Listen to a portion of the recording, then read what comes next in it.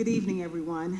I want to thank Donnie Bates for organizing and hosting this event and this whole series, because I think it's a topic that's really worthy for discussion, and it's worthy of involvement from all of you that are here today.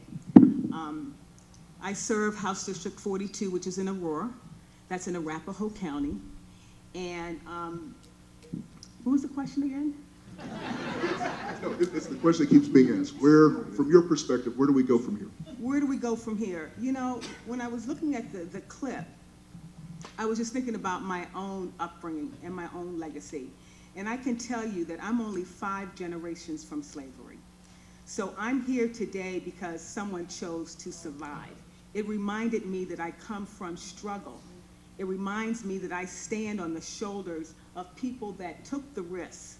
And when I think about me being an elected officer, you know, elected to serve the people in Colorado, and I'm only 3 generations from slavery, it just reminds me how the power is not in what we see in other people. Really, it's the power is in the decisions that we make. Because my grandmother did not finish high school. She only received a 3rd grade education. Now, my mother was able to complete high school, and she married a soldier. And from that union came me.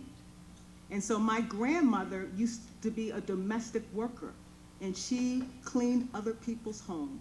And here I am here in 2013 as an elected official.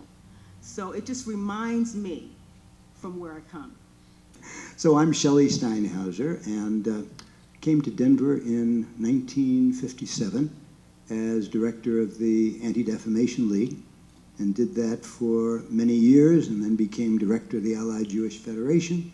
Did that for a number of years, and I hold various jobs at the moment, including being one of probably the 5 longest standing, literally I guess, members of the faculty at Metropolitan State University.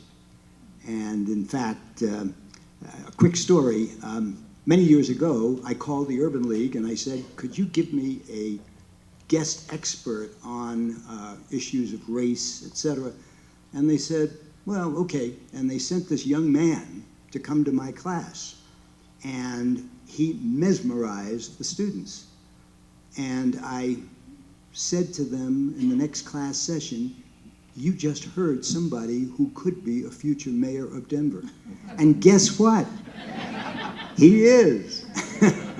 And he comes to class, incidentally, virtually every semester to speak to my current social issues students, and does the same job of mesmerizing them. So, you know, I guess my experience here is really as a child of the civil rights movement. That was what I did when I was in college. That's what I did when I came out of college. And there's still a very strong commitment on my part to be a part of that.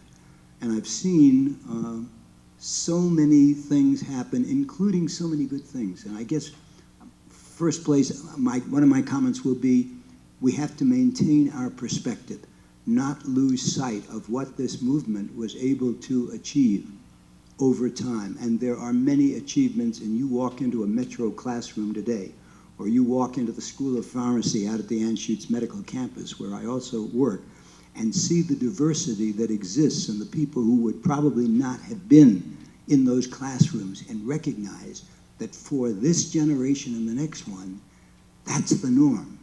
The norm is now this kind of diversity, along with the technology, along with people like me living a lot longer than we had expected. But I always remember that my immigrant roots are what are very prevalent in me, that my father's family chose to come to this country from Europe back in the 1900s, and had they not come here because they wanted to have freedom from the hatred that they experienced as Jews in Europe, and opportunity for their family, given what happened in Europe, I would not be here today.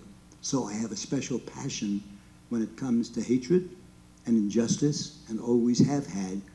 I have a perspective that says we need to acknowledge what we achieved. that we are not failures somehow because we didn't do it all. And then we need to say we cannot, though, relive the past.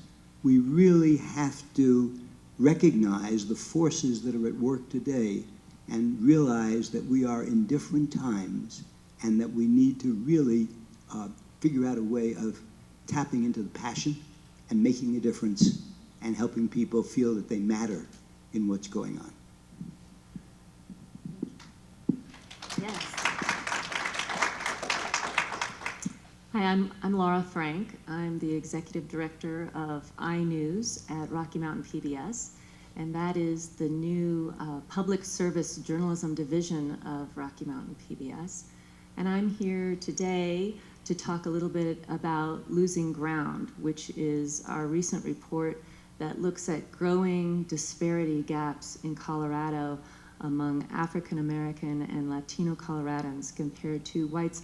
Representative Fields is holding the brochure that talks a little bit about it, so I will go into detail on it later, but that's why I'm here today. I'm a Colorado native. I was born in Denver and have been an investigative reporter for the last 20 years, and then was fortunate enough to have this opportunity with iNews, so I appreciate you all having me here tonight.